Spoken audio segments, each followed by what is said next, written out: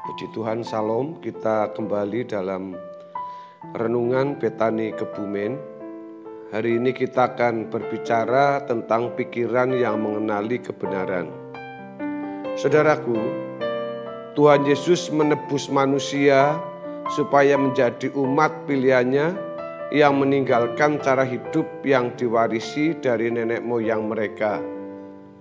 Di dalam 1 Petrus pasal 1 ayat 18 dan 19 berkata begini, sebab kamu tahu bahwa kamu telah ditebus dari cara hidupmu yang sia-sia yang kamu warisi dari nenek moyangmu itu, bukan dengan barang yang fana, bukan pula dengan perak atau emas, melainkan dengan darah yang mahal, yaitu darah Kristus yang sama seperti darah anak domba yang tak bernoda dan tak bercacat.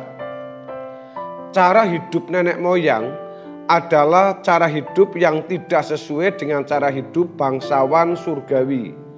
Dalam tulisannya Petrus menegaskan agar orang percaya menyiapkan akal budi. Dalam 1 Petrus 1 ayat 13. Menyiapkan berasal dari kata gird up, yang artinya bersiap-siap untuk bertindak atau menggunakan akal budi dengan seksama.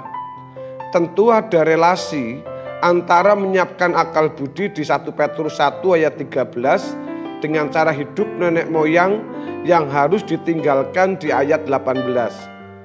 Dari hal ini dapatlah diperoleh kesimpulan bahwa langkah meninggalkan cara hidup yang diwarisi dari nenek moyang adalah menggunakan pikiran untuk mengenali kebenaran. Dengan mengenali kebenaran inilah seseorang dapat meninggalkan cara hidup yang tidak mengenal Tuhan. Saudara, dalam dialog antara Tuhan Yesus dengan orang-orang Yahudi, Ia berkata, "Jikalau kamu tetap dalam firman-Ku, kamu benar-benar adalah murid-Ku dan kamu akan mengetahui kebenaran, dan kebenaran itu akan memerdekakan kamu." Dalam Yohanes 8 ayat 31 sampai 32. Jalan memperoleh kemerdekaan adalah tetap dalam firman, sehingga benar-benar menjadi murid Tuhan. Mengerti kebenaran dan kebenaran itulah yang memerdekakan. Kemerdekaan di sini maksudnya adalah terlepas dari cara hidup yang tidak sesuai dengan kehendak Tuhan yang diwarisi dari nenek moyang. Saudara-saudara, dalam suratnya Petrus menjelaskan bahwa pengenalan akan Tuhan ini menentukan kesucian hidup orang percaya. Ia menulis, karena kuasa ilahinya telah menganugerahkan kepada kita segala sesuatu yang berguna untuk hidup yang saleh oleh pengenalan kita akan Dia yang telah memanggil kita oleh kuasanya yang mulia dan ajaib. Dengan jalan itu, Ia telah menganugerahkan kepada kita janji-janji yang berharga dan yang sangat besar, supaya olehnya kamu boleh mengambil bagian dalam kodrat ilahi dan luput dari hawa nafsu duniawi yang membinasakan dunia. Di dalam 2 Petrus pasal 1 ayat yang ketiga dan ayat yang keempat, ada beberapa pokok pikiran yang harus diperhatikan. Pertama, kuasa ilahi menganugerahkan kuasa untuk hidup saleh.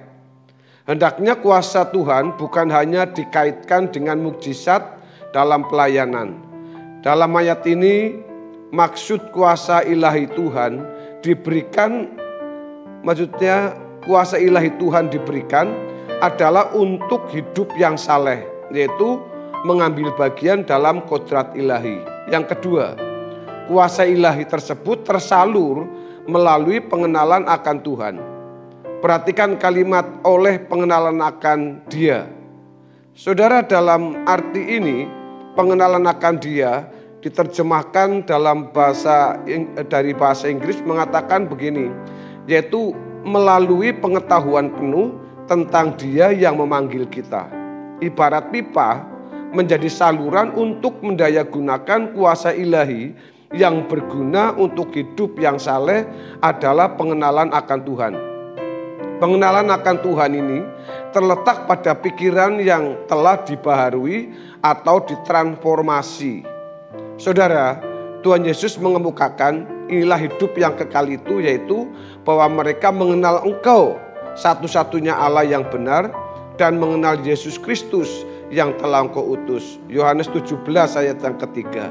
Hidup kekal dalam hal ini hendaknya tidak diartikan sekadar hidup terus-menerus nanti di surga karena terpancang pada kata kekal.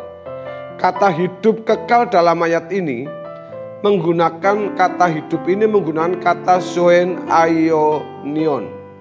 Bukan hanya menunjuk kehidupan nanti di surga, tetapi hidup kekal itu sudah dimulai sejak hari ini. Ketika seseorang percaya kepada Tuhan Yesus di dalam Yohanes 3 ayat yang ke-16. Kata hidup itu menggunakan kata zoe. Dalam ayat ini lebih menunjuk hidup yang sudah diperbarui. Tentu hidup yang berkualitas. Jadi pengenalan akan Tuhan menentukan kualitas hidup seseorang.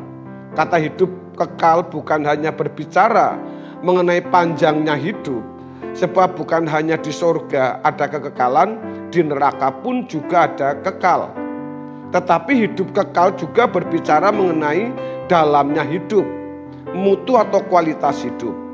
Dengan demikian jelaslah bahwa pengenalan akan Tuhan, yaitu pikiran yang dipenuhi dengan kebenaran, menentukan kualitas hidup manusia. Dalam transformasi terdapat sarana mengubah hidup seseorang. Sarana tersebut adalah firman Tuhan, baik firman dalam arti logos maupun rema. Firman Tuhan adalah sarana transformasi yang tidak dapat digantikan dengan apapun. Proses ini berlangsung oleh pekerjaan Roh Kudus yang mengilhami orang percaya agar dapat mengerti firman Tuhan. Untuk itu, pihak orang percaya harus juga berusaha untuk menggali dan menemukan firman Tuhan yang benar dengan hati haus dan lapar.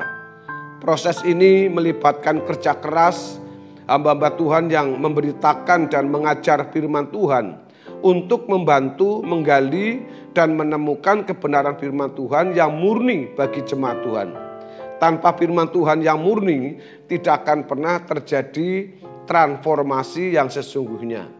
Dalam hal ini, transformasi bisa berlangsung tidak cukup dengan berdoa, tetapi dengan mendengar, mengerti, dan menerima firman Tuhan yang murni. Bapak Ibu Saudara yang dikasihi oleh Tuhan Yesus, pada saat Anda dan saya mengenal kebenaran itu, maka dalam situasi apapun yang sedang kita jalani, maka kita akan kembali kepada Alkitab.